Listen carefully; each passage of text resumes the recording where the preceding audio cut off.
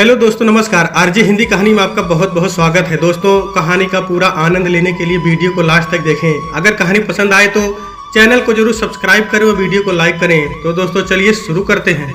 नैना के विवाह के महीना भर ही हुआ था, पर ऐसा लगता था कि उसके दामन में जमाने भर की खुशियां समा गई हो।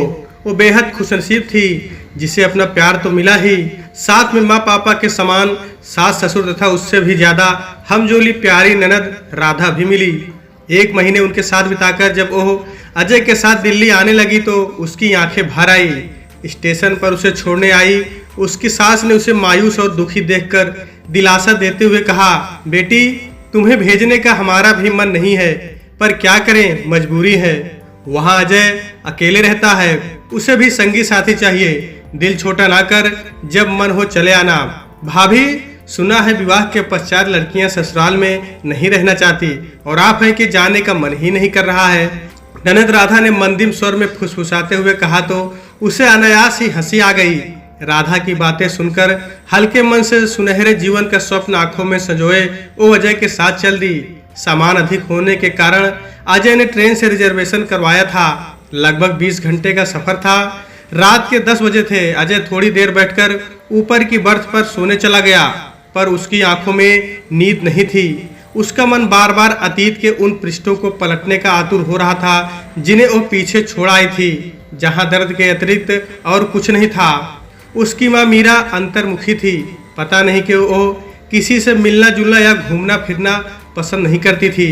उनकी पूरी दुनिया उसके या डैडी के इर्द गिर्द ही सीमित थी। अंतर्मुखी तो वो पहले से ही थी, पर पता नहीं एक दिन फोन पर उनकी किसी से क्या बात हुई कि वो जमीन पर गिरकर अपने बाल नोचने लगी। वो उनकी स्थिति देखकर घबरा गई तथा पड़ोसन प्रेमा आंटी को बुला लाई। आंटी ने तुरंत डैडी को फोन करके बुलाया। उस समय वो 4 वर्ष की ही थी, पर इतनी तो समझ थी कि कहीं कुछ तो गलत हुआ है। दवा से उस समय वो ठीक हो गई, पर धीरे धीरे इस तरह की स्थिति बार बार होने लगी। थोड़े समय के बाद ठीक हो जाते, पर उनकी मानसिक स्थिति बिगड़ जाती। उन्हें रोशनी अच्छी नहीं लगती थी। ओह या डैडी ऐसे समय कुछ कहना चाहते तो वो बदहवास हो जाती तथा डर की वजह से एक कोने में दुबक जाती। पता नहीं उस समय उन्हें ऐसा क्यों लगता था कि जो उनसे बातें करने आया है वो उन्हें मारना चाहता है। धीरे धीरे उनकी बीमारी बढ़ने लगी तथा वो अर्ध विक्षिप्त सी होने लगी थी। उनकी इस बीमारी के कारण पूरा घर ही अस्त व्यस्त होने लगा था। डैडी का अधिकतर समय उनकी सेवा में ही व्यतीत होने लगा था। अक्सर उन्हें ऑफिस से छुट्टी लेनी पड़ जाती। समय गुजरने के साथ माँ की हालत बिगड़ती गई। पापा को लगने लगा था कि कहीं माँ की अर्ध विक्षिप्तता का असर उसके नन्हे दिल पर ना पड़े, पर कुछ भी करने में स्वयं को विवश पाते थे। माँ की हालत इतनी बिगड़ी कि न चाहते हुए भी डैडी को उन्हें मेंटल एसाइलम में भेजना पड़ा। ओह माँ से बेहद प्यार करते थे, पर इसके अतिरिक्त उनके पास कोई उपाय भी नहीं था। वो हर इतवार उनसे मिलने जाते तथा उनके मनपसंद व्यंजन जलेबी तथा खस्ता कचौड़ी उनके लिए लेकर जाते। माँ उन्हें देखकर बहुत खुश होती, बहुत चाव से उनकी लाई चीजें खाती। उनके चलने का समय होने पर इतनी उदास हो जाती कि कमरे की खिड़की पकड़कर उन्हें तब तक देखती रहती जब तक कि वो आंख से ओझल नहीं हो जाते। तो कभी उनकी लाई चीजें फेंक देती तथा बिना कुछ कहे अंदर चली जाती, पर डैडी ने वहां जाना नहीं छोड़ा। वो भी डैडी के साथ अक्सर उनसे मिलने जाती। उस समय की हर खट्टी मीठी यादें आज भी उसके दिल के एक कोने में सुरक्षित है। कुछ दिनों पश्चात उनके सामान्य व्यवहार करने पर डॉक्टर भी आशान्वित होकर कहते कि वो शीघ्र ठीक हो जाएगी। मन में आस के दिए जल पड़ते। वो सोचती माँ आएगी तो यह करूंगी वो करूंगी, पर सारे स्वप्न धरे के धरे रह गए। एक दिन खबर आई कि वो अचानक चल बसी। डैडी तो पागल जैसे हो गए थे। उस समय नैना 10 वर्ष की थी। खबर सुनकर दादी और दादा आए, चाचा भी साथ में आए। 13वें के बाद जब दादी रुकने लगी तो पापा ने कहा, जब बहू को ही तुम नहीं अपना पाई तो उसकी बेटी को कैसे अपना पाओगी। अच्छा होगा कि तुम हमें अपने हाल पर छोड़ दो। दादी सुनकर बिफर पड़ी थी। बोली, जीते जी तो उस कुलच्छनी ने तुझे मुझसे दूर कर ही दिया था, पर अब मरने के बाद भी अपना साया तुझ पर छोड़ गई। उसने नहीं, वरन तुमने अपने व्यवहार से मुझे स्वयं से दूर किया है। जब जब हम तुम्हारे पास आए तुमने अपनी नफरत की चिंगारी से हमें इतना जलाया कि अब कुछ बाकी ही नहीं बचा है। तुमने हमें न अपने घर आने दिया, न ही तुम कभी हमारे घर आई, पर फिर भी हमें चैन से जीने भी नहीं दिया। जब तब फोन करके जहर उगल कर तुमने मीरा को ऐसी स्थिति में पहुंचा दिया कि जहां से वो लौटकर कभी नहीं आ सकती। वो अपनी मौत नहीं मरी, उसे तुम्हारी नफरत ने मारा है। आखिर उसने तुम्हारा क्या बिगाड़ा था जो तुमने उसके साथ ऐसा व्यवहार किया? वो मेरा प्यार थी, कम से कम अब तो उसे बद्दुआ ना दो। कहते कहते वो रो पड़े थे। पहली बार नैना ने डैडी को ऐसे टूटते हुए देखा था, पर दादी पर उनकी बातों का कोई असर नहीं हुआ था। वो अपने स्वभावानुसार सदा की तरह उल्टा सीधा बोलते हुए चली गई थी। उस समय वो महज 10 वर्ष की थी। डैडी और दादी की बातें सुनकर उसे कुछ कुछ समझ में आने लगा था। किसी का फोन आने के बाद ही माँ को ऐसे दौरे पड़ा करते थे, तो क्या वो दादी थी? बाद में पता चला कि दादी बहुत ही डोमिनेटिंग महिला थी। वो जो भी एक बार बोल देती या कह देती थी, करके ही रहती थी। दादाजी ने तो उनका स्वभाव जानकर चुप रहना सीख लिया था। शायद उनकी चुप्पी ने ही उन्हें और भी तेज तर्रार बना दिया था। दादा, डैडी, चाचा, चाची सब उनकी हाँ में हाँ मिलाते रहे थे, पर पता नहीं कैसे डैडी माँ के प्यार की गिरफ्त में फंस गए। यह बात दादी को नागवार गुजरी। उन्होंने डैडी को तरह तरह की धमकी दी, पर डैडी भी अपनी माँ की तरह ही जिद्दी थे। उन्होंने बिना बताए मंदिर में अपने 2-4 मित्रों के सम्मुख माँ के साथ 7 फेरे ले लिए। आशीर्वाद लेने जब घर गए तो दादी ने उन्हें खूब खरी खोटी सुनाई तथा घर में भी नहीं घुसने दिया। आखिर उन्होंने अपना अलग घर बसा लिया, पर दादी को तब भी चैन न आया। वो जब तब माँ को फोन पर धमकी देने लगी, यहाँ तक कि उन्होंने उससे भी जन्म लेने से उन्होंने रोकना चाहा। जिस डॉक्टर की निगरानी में उसकी माँ थी, उससे मिलकर उसे गर्भ में ही समाप्त करने की कोशिश की, पर किसी तरह डैडी को यह बात पता चल गई और उन्होंने माँ की देखभाल के लिए लंबी छुट्टी ले ली। इस बात का माँ पर इतना असर पड़ा कि बात बात पर डरने लगी, बाहर आना जाना बंद कर दिया, स्वयं को अपने ही अंतः कवच में कैद कर लिया। उसके होने पश्चात जब डैडी ने ऑफिस जाना प्रारंभ किया, तब दादी जब तक अपना गुबार माँ को फोन करके निकालने लगी। पहले तो सहती रही, पर धीरे धीरे उनका मानसिक संतुलन बिगड़ने लगा। तनाव के कारण उनको दौरे पड़ने लगे। स्थिति यह हो गई थी कि फोन की घंटी बजते ही वो अपना संतुलन खोने लगती। बीमारी ने उग्र रूप धारण कर लिया, जो उनके अंत का कारण बनी। कभी कभी लगता है, क्या एक माँ इतनी भी स्वार्थी हो सकती है, जो अपने बच्चे के स्वयं विवाह करने के निर्णय से उसे अपनी जिंदगी से बेदखल करने के साथ प्रतिशोध की ज्वाला में जलते हुए पुत्र के घर को ही तबाह करने में जुट जाए। वो अपने दूसरे बेटे के साथ रहती थी। उन्होंने स्वयं तो डैडी से संबंध तोड़ ही दिए थे, पर भाई को भी भाई के पास नहीं आने दिया। माँ की मृत्यु के पश्चात डैडी बेहद अकेले हो गए थे। उसने कई बार अकेले कमरे में माँ की तस्वीर से बातें करते देखा था। परिस्थितियों ने उसे एकाएक बड़ा कर दिया था। उसने उन्हें कभी माँ और कभी बहन की तरह संभाला था। धीरे धीरे जब वो संभले तो उनकी सारी दुनिया उसके इर्द गिर्द घूमने लगी थी। पापा ने उसकी छोटी से छोटी खुशी का ध्यान रखा। उसके बिना कहे ही वे उसे कभी पिक्चर ले जाते तो कभी परीक्षाओं के पश्चात किसी हिल स्टेशन पर। दार्जिलिंग उसका पसंदीदा हिल स्टेशन था। वहाँ की पहाड़ियों पर जमी बर्फ की सफेद चादर में कभी माँ की ममतामयी छवि नजर आती तो कभी सने सने पिघलती बर्फ जीवन की नश्वरता का संदेश दे जाती। प्रकृति को हर विपदाओं से जूझते देख उसे लगता, जब तक जीवन है परेशानियां तो आएंगी ही। किसी स्टेशन पर ट्रेन के रुकने के साथ ही विचारों पर ब्रेक लगा। उसने उठकर पानी पिया। अजय अब भी गहरी नींद में थे। उसके विचार रुकने का नाम ही नहीं ले रहे थे। मम्मी की बीमारी जन्म प्रदत्त नहीं थी, पर जहां भी नैना के विवाह की बात चलती, पता नहीं कहां से उसकी मम्मी की बीमारी की खबर पहुंच जाती और चलती बात रुक जाती। डैडी बहुत परेशान हो गए थे। उन्हें परेशान देखकर एक दिन नैना ने कहा, डैडी, विवाह ही तो जीवन का मकसद नहीं होता। मैं कैरियर वुमन बनना चाहती हूँ, अतः आप यह सब बंद कर दें। डैडी ने निराशा से उसके सिर पर हाथ फेरा था। उसने भी कोशिश करने में कोई कमी नहीं छोड़ी। वो अध्यापिका बनना चाहती थी, अतः उसने एमए करने के पश्चात पीएचडी किया तथा एक कॉलेज में नौकरी करने लगी। मन की हीन भावना कम होते ही चेहरे पर अनोखा आत्मविश्वास आ गया था। पापा उसे खुश देखकर खुश थे, पर फिर भी उसके भविष्य को लेकर सदा आशंकित रहते थे। शायद इसीलिए उसके मना करने के बावजूद वो अपने प्रयासों में लगे थे। तब लगता एक लड़की होना माता पिता के लिए कितना दुखदाई होता है। एक दिन वो डैडी के साथ उनके मित्र मनोज की लड़की रेखा के विवाह में गई। वहां पर अजय ने उसे देखा तथा उसके पास आकर कहा, तुम नैना हो ना? हाँ। आप? मैं अजय, हम सेंट जोसेफ में एक साथ पढ़ते थे। अरे हाँ, आजकल कहाँ हो? संपर्क का सूत्र हाथ में आते ही कहा, मैं दिल्ली में कॉन्जिनेंट कंपनी में सॉफ्टवेयर इंजीनियर हूँ। तुम? मैं डिग्री कॉलेज में व्याख्याता हूँ। यहाँ कैसे? रेखा मेरे मामा की लड़की है। और तुम?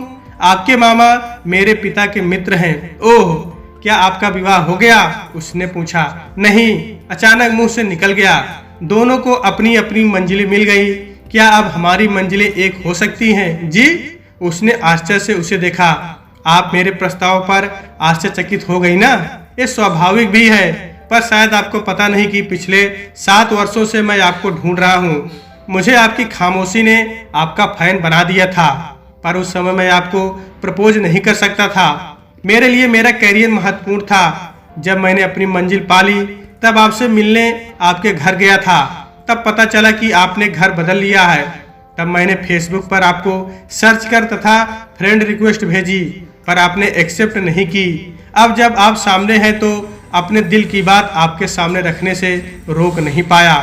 मेरा एक तरफा प्यार है, लेकिन अगर आपकी सहमति हो तो विवाह का पैगाम भिजवा दूं?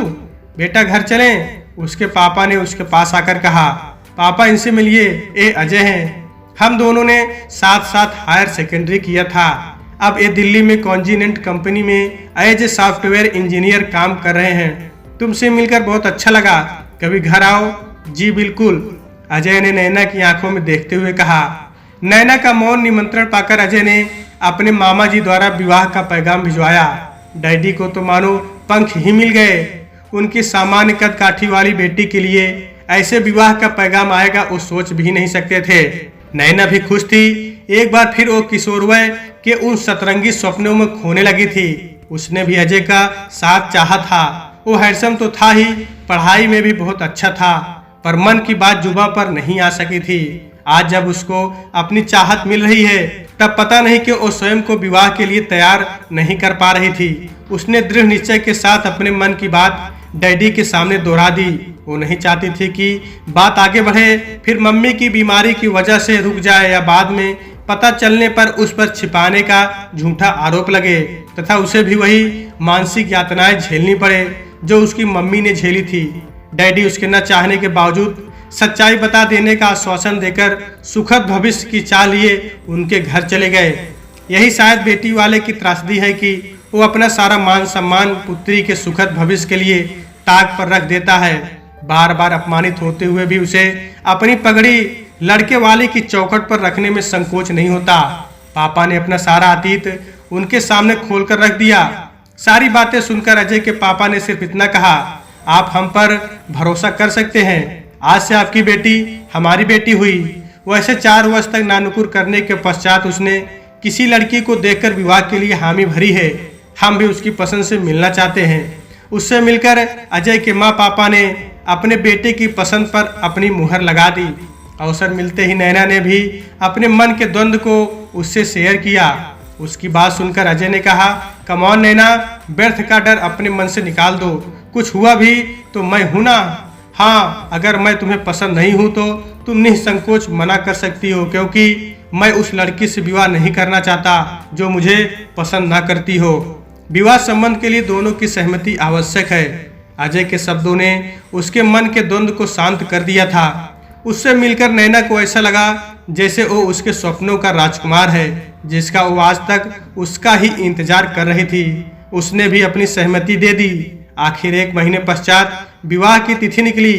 इस 1 महीने में ही वे एक दूसरे पर जान छिड़कने लगे थे। रोज फोन पर बातें होती, भविष्य की योजनाएं बनती। तब लगता कि अगर जिंदगी में किसी का साथ हो, प्यार हो तो जिंदगी के मायने बदल जाते हैं। यद्यप उसने आशंकित मन से अजय के घर में कदम रखा था, पर उसकी सारी आशंकाएं निर्मूल साबित हुई।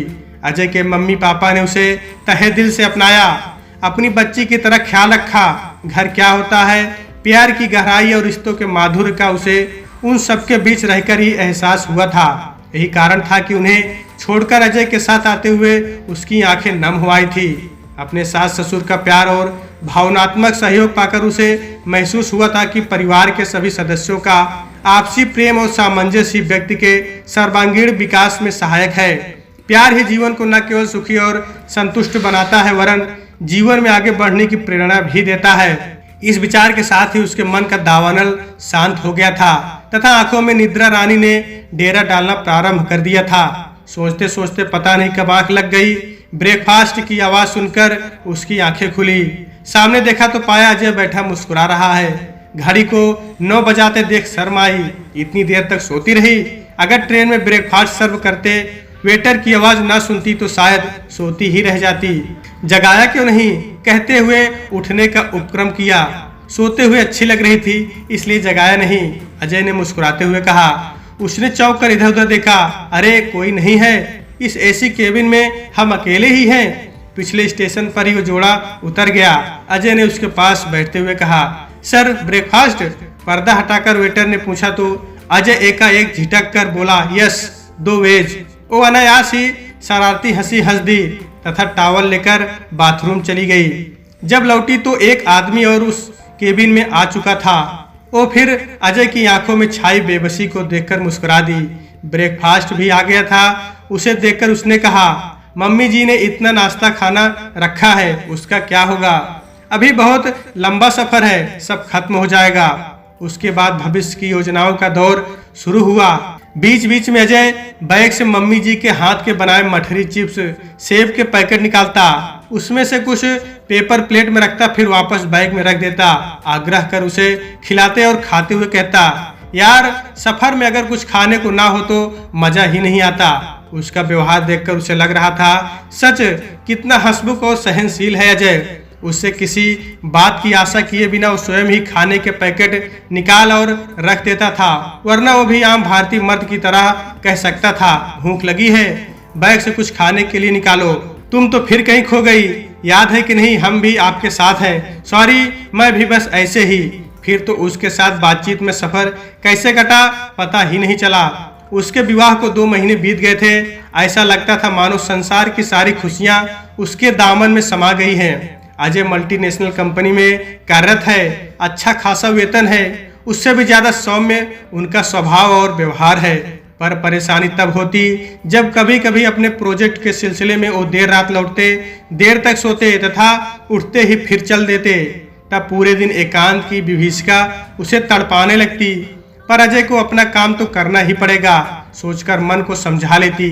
फिर भी पूरे दिन का अकेलापन उसे झेला नहीं जा रहा था। काम करने की आदत थी, अतः पूरे दिन का खालीपन उसे सहा नहीं जा रहा था। नैना यहाँ और वहाँ वाली मना स्थिति के कारण वो अपनी नौकरी से त्यागपत्र दे आई थी। स्कूलों में नियुक्ति का समय समाप्त हो गया था। आखिर उसने कंप्यूटर क्लास ज्वाइन कर ली। धीरे धीरे वो अपने घर संसार में रमने लगी थी। स्मार्टफोन तो था ही, जब मन करता हो डैडी से, सास ससुर या राधा से बातें करती। दूरी का एहसास ही नहीं होता था। ननद राधा कहती, भाभी आप तो जाना ही नहीं चाह रही थी, पर लगता है अब तो आपका आने का मन ही नहीं करता है, वरना इतने दिन हो गए एक चक्कर तो लगा ही लेती। उसके शब्द दिल को गुदगुदा देते। मानव स्वभाव की यही खूबसूरती है कि वो परिस्थितियों के अनुसार जल्दी ही स्वयं को ढाल लेता है। पर जब भी डैडी से बातें करती न जाने के उदास हो जाती। यद्यपि वो उसे सुखी देखकर वो खुश ही होते, ढेरों आशीर्वाद देते, पर उनके स्वर का सूनापन उसे छिप ना पाता या उसे ही महसूस होता। वो चाहते हुए भी उनके लिए कुछ भी कर पाने में स्वयं को असमर्थ पाती। कभी मन की व्यथा अजय से कहती तो वो कहते, जाकर मिलाओ या बुला लो। एक बार उसने डैडी को आने के लिए कहा तो वो बोले, बेटी तू मेरी चिंता मत किया कर, मैं यहाँ ठीक हूँ और फिर अभी नौकरी कर रहा हूँ, इतनी छुट्टी कहाँ मिलेगी। अजय के प्यार ने उसके मन के सुसुप्त बच्चे को पुनर्जीवित कर दिया था। वो बच्चों की तरह रूठती, वो मनाता, हर छोटी बड़ी मांग वो पूरी करता। विवाह के पश्चात उसका पहला जन्मदिन है। उसे लग रहा था अजय जब उसे इतना चाहता है तो उसे कोई खूबसूरत उपहार अवश्य देगा। जैसे जैसे दिन पास आता जा रहा था उसकी बेसब्री बढ़ती जा रही थी। डैडी के सामने तो हफ्ते भर पहले से ही उसकी फरमाइश शुरू हो जाती थी। वो जो चाहती थी लेकर ही रहती थी। आज भी उसके मन का सुसुप्त बच्चा चाह रहा था कि अजय उससे उसको देने वाले उपहार के बारे में पूछे और वो उसके सीने में अपना चेहरा गड़ाकर कहे, जब तुम मुझे मिल गए हो तो और दूसरे उपहार की क्या आवश्यकता ही क्या है। अजय का व्यवहार तो ऐसा था कि मानो उसे कुछ पता ही ना हो, पर फिर अपनी सोच पर रोक लगाती हुई सोचती कि क्यों वह बच्चों की तरह उतावली हो रही है, अभी तो कई दिन बाकी हैं। आखिर वो दिन भी आ गया। सुबह ही सुबह डैडी का उसको विश करने के लिए फोन आ गया। उसके बाद ही सास ससुर और राधा ने भी उसे जन्मदिन की बधाई दी। पापा ने कहा कि तुम्हारा गिफ्ट कुरियर से भेज दिया है। सुनकर भी कोई उत्साह नहीं जगा। अजय का सामने रहते हुए विश न करना उससे सहा नहीं जा रहा था, अतः बेमन से सबसे बातें करके फोन रख दिया। उसे फोन पर बातें करते देख अजय ने पूछा भी किसका फोन था। उसके बताने पर बोले, आज क्या बात है, सुबह ही सुबह सबके फोन आ रहे हैं। उसकी बात सुनकर वो किचन में चली गई तथा आंख से आंसू बहने लगे। पीछे से अजय आ गए, बोले क्या बात है नैना, बहुत उदास लग रही हो, क्या पापा की याद आ रही है? तुम चाहो तो मिला लाऊं, चलो नाश्ता बन गया है। उसकी बात का कोई उत्तर ना देते हुए उसने कहा, पता नहीं कि आज उसे अजय से बातें करना बिल्कुल भी अच्छा नहीं लग रहा था। नाश्ता भी बेमन से किया। ऑफिस जाते हुए अजय ने कहा, नैना आज मेरे एक दोस्त का बर्थडे है, उसने बुलाया है, तुम तैयार रहना, आज डिनर बाहर ही है। दिल जल गया था, अपने मित्र की बर्थडे याद है पर अपनी पत्नी की नहीं। मन किया कि कह दे कि तुम्हें जाना हो तो जाओ, पर मैं नहीं जाऊंगी, पर चाहकर भी कुछ कह नहीं पाई। हो सकता है अजय को किसी कारणवश याद ही ना रहा हो। मन में चलते द्वंद्व के कारण उसके उस मित्र का नाम भी नहीं पूछा। वैसे भी चलते समय सासू माँ ने नसीहत देते हुए कहा था, बेटा कभी कभी छोटी छोटी बातें कलह का कारण बन जाती हैं। अगर थोड़ी सूझबूझ से काम लिया जाए तो टकराव टल सकता है।